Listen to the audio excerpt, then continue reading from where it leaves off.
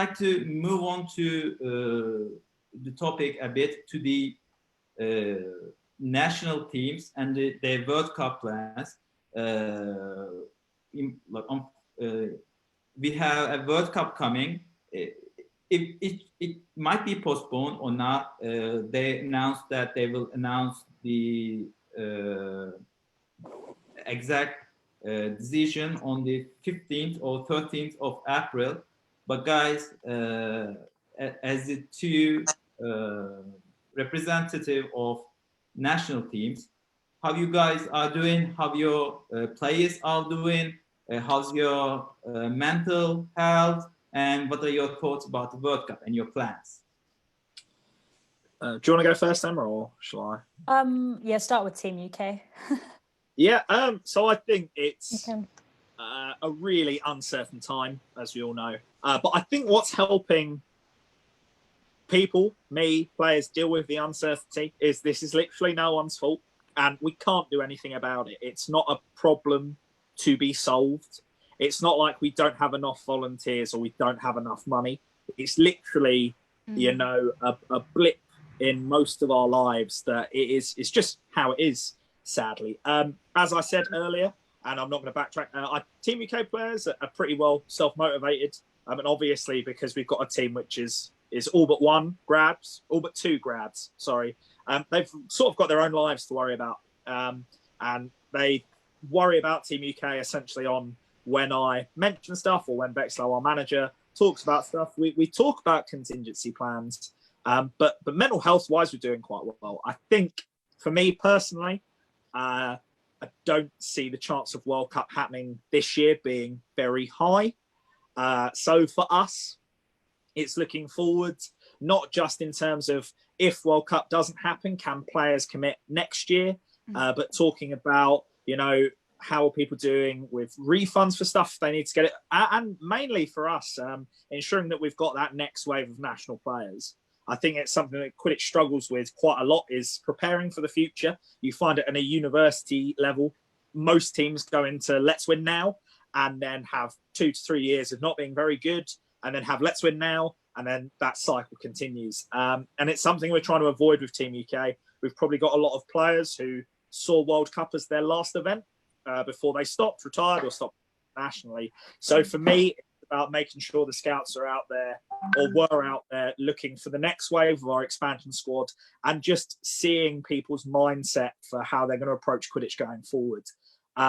The only advantage of coronavirus is it does give us a lot of time to reflect, to have those conversations, to be open with each other when the time comes. So if World Cup is cancelled, obviously it's going to be disappointing, but I think it's something people are prepared for.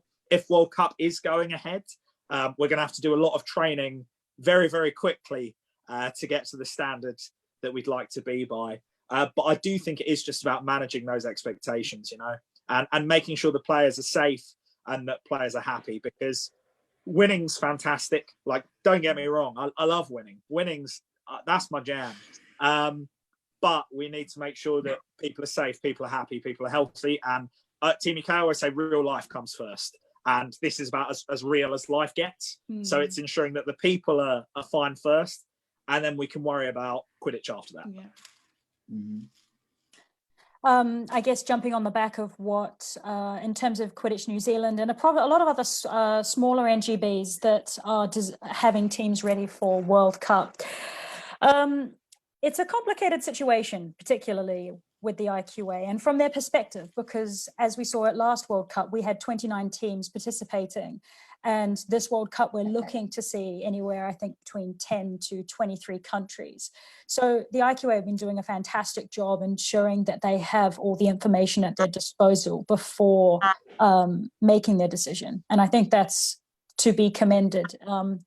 But also, as far as waiting for the decision, whatever the decision is, I'm sure every NGB will back up the IQA in that reasoning. But the other things that they have to consider is it's quite easy for you as a national team in your own country. You're very aware of what the situation is, whether you're in lockdown still, or whether you're about to go into lockdown, or whether you even have certain restrictions being lifted.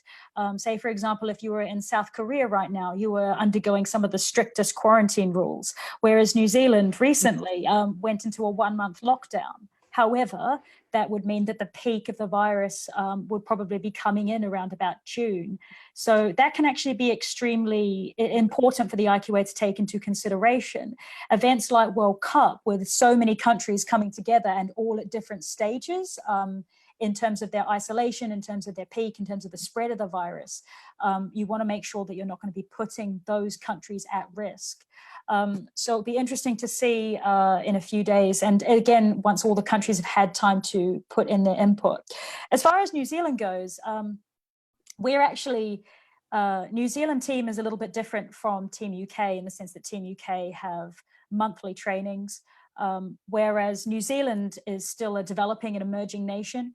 So a lot of our players are actually based all over the world. So we have a contingency in the United Kingdom, some in Australia, and some in New Zealand itself.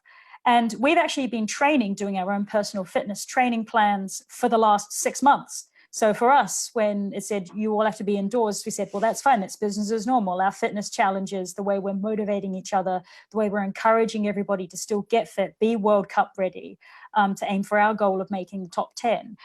For us, our training at a distance continues. As far as finances go, however, it's actually putting a lot of our players in a better situation. In the event that the World Cup is postponed, we might actually see an increase in people's ability to actually come and attend such an event because they have an extra year to raise money after already being confirmed on their national squad.